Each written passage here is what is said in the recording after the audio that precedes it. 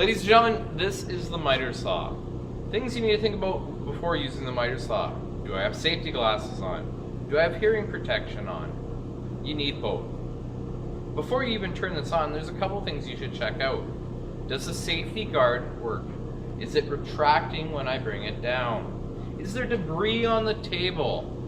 Debris on the table, sawdust, wood chips, they could hold your material up high off the table or away from the fence. Both of those aren't allowed. The material could bind on the saw blade if you allow that to be there. When cutting on the miter saw, you need to make sure your hands are outside of the lines provided on the saw. Okay, the manufacturer put these here for a reason. We follow them. If there are no lines, your hands need to be at least 6 inches away from that blade. This piece of material here, you can see it does not fit without my hand going inside of that line. If you're cutting smaller material, you could use one of these. It's a little foot clamp.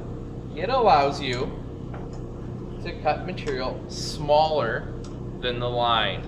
You need to use that foot clamp. Material must be pushed against the fence. It must be flat against the table. One hand can go on the material, one hand can go on the saw. If you're left-handed, your opposing hand can go on the saw and the other hand can go on the material. Always make sure the material's flat. There shouldn't be any wows, any misshape to the material. If there was, when you cut through it, it will come down, pinch the blade, and cause some damage. Miter saws are made for cross-cutting, cutting across the grain. You would never want to take a piece of wood on the miter saw and cut with the grain. That's what the table saw is for. You should take your time when cutting on the miter saw. If you're cutting really, really fast, you're going to rip and tear your project to shreds. It could bind on the wood, your material could go flying, your hand could be drawn into the blade. If you cut nice and slow, you're going to get a smoother, more finished cut. There'll be less cleanup later on.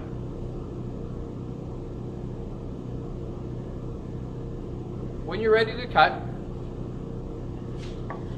you turn the saw on. You let the saw come to complete speed in the up position, and then you cut down. Once you're done cutting through the material, you leave it in the down position, wait for the blade to stop, and then bring it back up.